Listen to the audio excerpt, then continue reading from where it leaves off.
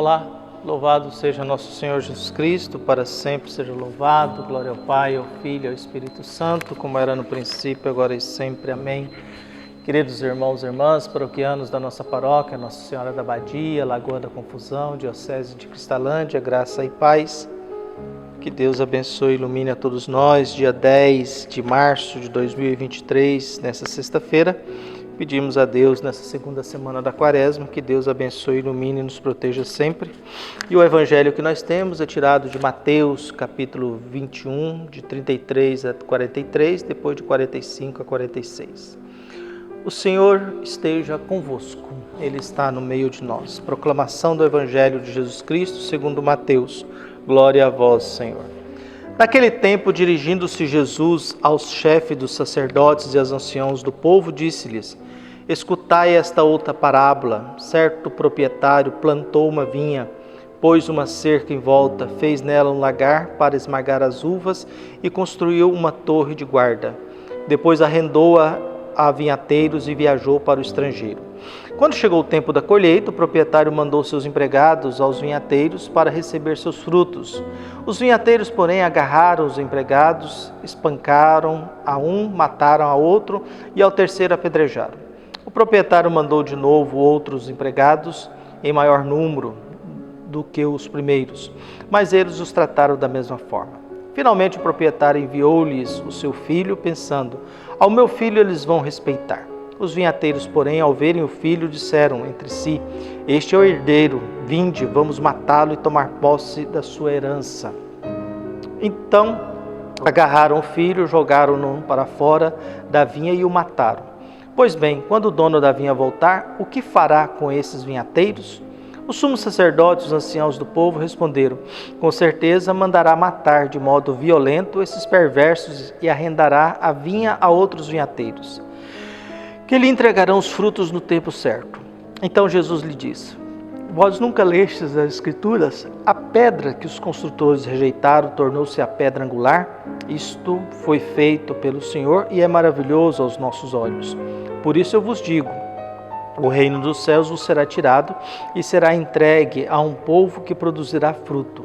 Os sumos sacerdotes e fariseus ouviram as parábolas de Jesus e compreenderam que estava falando deles.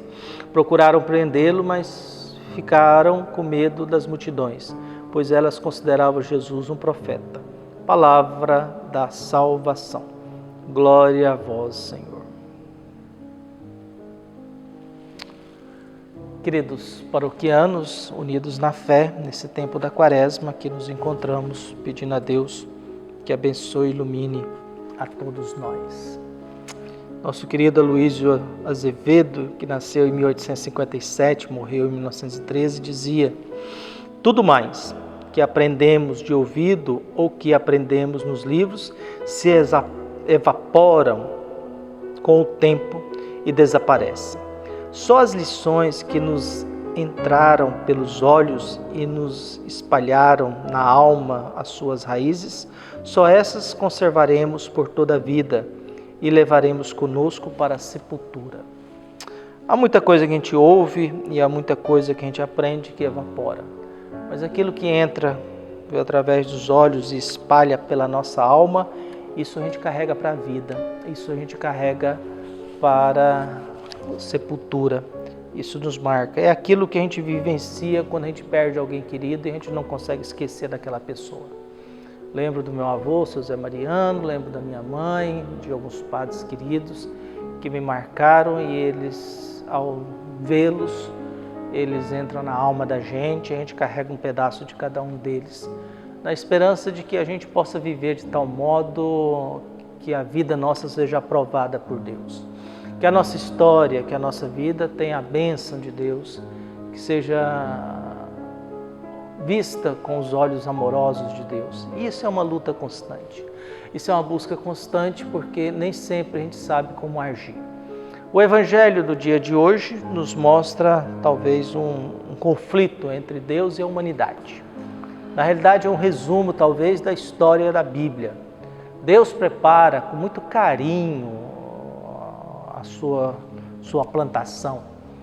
viu? Prepara uma torre de guarda, lugar para amassar as uvas, a planta, tudo com muito carinho. Deus é zeloso e Ele preparou o mundo com muito carinho para que a gente pudesse habitar nele. Ele preparou essa terra com muito carinho, gastou muito tempo para fazer com que essa terra tivesse as condições necessárias para que tivesse vida. Gastou-se muito tempo para que esse planeta fosse organizado e preparado para que a gente pudesse respirar, nascer, viver e construir a história. E aí, diante de todo esse contexto, o que nós temos é basicamente aquilo, né? Deus prepara o mundo, nos coloca aqui, coloca, arrenda esse mundo para nós. Arrenda a sua plantação para nós. Mas chega um momento que todos nós sabemos que a gente vai ter que entregar a vida. A gente recebe a vida e temos que entregar a vida e devemos fazer um esforço de cuidar dela enquanto nós estivermos por aqui. E cuidar dessa vida não é uma tarefa muito fácil. Cuidar da vida, cuidar da alma, do coração, da consciência, dos sentimentos, é muito complicado porque viver dói, né? Viver dói muito e é muito cansativo, é muito difícil. Então o que nós temos no Evangelho? Os estudiosos dizem que esses primeiros enviados são os profetas maiores e os profetas menores do Antigo Testamento, que foram assassinados, apedrejados e recusados por Deus, depois se tornaram referência, mas foram profundamente recusados. A função dos profetas é sempre alertar, nos convidar à conversão e alertar sobre os nossos erros. Por isso que os profetas são odiados, muitas vezes, porque eles se incomodam, nos questionam e bate no povo, mas bate nos reis também. E os profetas do Antigo Testamento tinham muito respeito e muita influência nas autoridades políticas e no mundo dos poderosos. Diferente dos discípulos de Jesus, que não tem influência nenhuma no mundo da política e dos poderosos. Eles incomodavam os fariseus e doutores da lei, que são dizimados e destruídos no ano 70 da nossa era cristã. Então o que nós temos? Esse Deus muito cuidadoso, zeloso, que prepara o ambiente, arrenda isso, mas um dia Ele quer os frutos do seu trabalho, da sua renda. E aí Ele manda alguns, são mortos, espancados, apedrejados, manda outra turma maior, mortos, espancados, apedrejados. Aí Ele toma uma decisão muito doida, uma decisão muito perigosa. Vou mandar o meu filho porque estes vão respeitar. O diálogo entre Jesus e os fariseus, doutores da lei, é um diálogo muito tenso.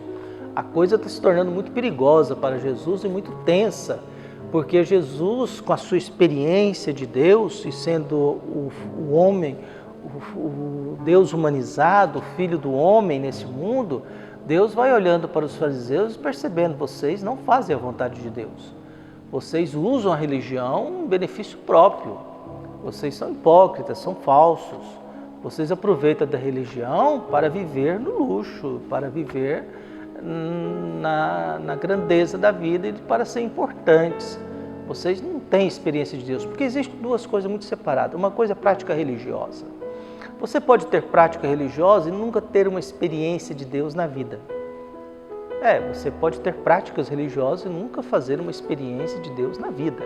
É possível? É possível.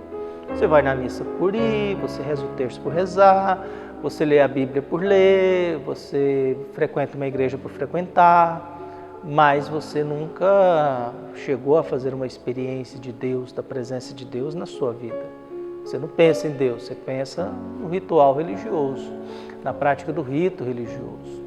Então, nós vamos olhando com carinho e aí chega um momento em que Jesus diz, pois é, e agora vamos matar o filho também, vamos pegar a herança.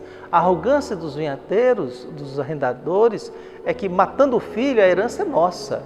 Eles se julgam no direito agora de serem donos da propriedade. E aí Jesus joga a bola para eles. E aí? E agora? O que esse proprietário vai fazer com esses caras que arrendaram a terra dele? Os próprios fariseus dão a sentença. Não, ele vai matar de forma violenta cada um deles, vai repartir ao meio, vai acabar com eles. Viu? E aí Jesus, pois é o que vai acontecer com vocês. Vocês mataram os profetas e agora querem me matar. filho de Deus, vocês não fazem aquilo que Deus quer, vocês não estão cuidando bem daquilo que Deus ofereceu e confiou a vocês. Então, vocês irão perder tudo isso e será dado isso a outro povo. Quando eles percebem que estão falando deles, a reação dos fariseus é: nós vamos matar esse homem, nós vamos acabar com ele. Mas ao mesmo tempo, Jesus é uma autoridade. Jesus fala com autoridade e a multidão o considera como um profeta. É claro que Jesus é mais do que um profeta, mas já é considerado como um profeta. Já é reconhecido como um profeta. E por isso eles tinham medo de Jesus também. Nossa oração hoje acaba sendo esse grande desafio para que a gente compreenda esse julgamento e essa lógica e a gente pergunte sempre: quem somos nós no meio de tudo isso? Nós somos esses que arrendaram e somos donos do mundo e donos daquilo que Deus tem. E qualquer um que apareça aqui em nome de Deus a gente elimina, porque eu não quero prestar conta a Deus sobre a minha vida. Ou nós somos a vítima da selvageria do mundo, que nós também muitas vezes sofremos e carregamos dentro de nós. O fato é que a gente precisa buscar Deus.